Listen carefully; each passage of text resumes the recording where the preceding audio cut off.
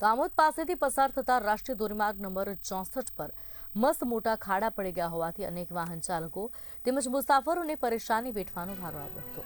જે બાબતે કોંગ્રેસ દ્વારા હાઈવે ઓથોરિટીને અનેક વખત રજૂઆત કરી છતાં કામગીરી નહીં થતા કોંગ્રેસના આગેવાનો દ્વારા ચક્કાજામનો કાર્યક્રમ યોજવામાં આવ્યો, જેના કારણે ટ્રાફિક સર્જાયો। આમોદના પોલીસ ઇન્સ્પેક્ટર રાજુ કરમટિયાની નિગરાની હેઠળ ચુસ્ત પોલીસ બંદોબસ્ત ગોઠવાયો હતો।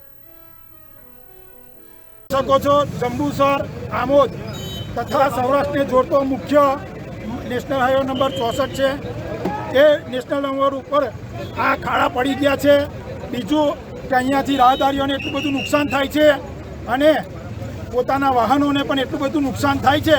આજ દિન સુધી તંત્ર દ્વારા કોઈ પણ સમારકામ કરવામાં આવ્યું નથી। ઉપરાંત અહીંના સ્થાનિક સાંસદ સભ્ય તે બી વિકાસના બનગા ફૂંકા કરે છે।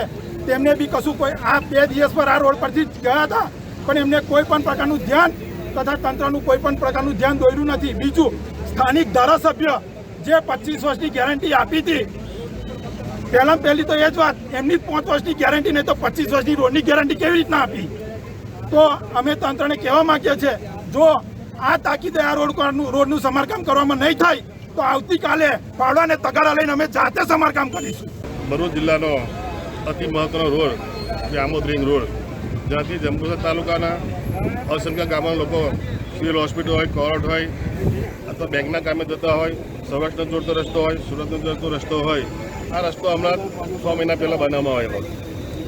આ રસ્તા જંબુસર વિસ્તારના ધારાસભ્ય પી.કે. સ્વામીશ્રીએ 25 વર્ષની ગેરંટી આ રસ્તો તૂટે નહીં। કયા કારણોસર આ નિવેદન આપવામાં આવ્યું છે, કયા હેતુથી આપવામાં આવેલો તો આ નિવેદન એ ખૂબ મહત્ત્વનો પ્રશ્ન છે। આવનાર સરકારની ગાઈડલાઈન છે કે 5 થી 7 વર્ષ, રાજ્ય સરકારની ગાઈડલાઈન છે કે 5 થી 7 વર્ષ તો ચાલતો હોય છે। આવનાર દિવસની અંદર અમારા પાર્ટીના પ્રમુખ નરેન્દ્રસિંહ આમોદ તાલુકાના અને એમને કેતનભાઈ મકવાણા, સાજુભાઈ સહિતના આગેવાનો આ રસ્તાનો જલ્દી કામ કરવામાં આવે એ વિનંતી છે। આવતીકાલે તો નહીં પણ થોડા દિવસની અંદર વરસાદ સુકાય તાકીદે એને કામ કરવા આવે એ અમારી રાજ્ય સરકારને, તમારી સરકારને અમારી વિનંતી છે।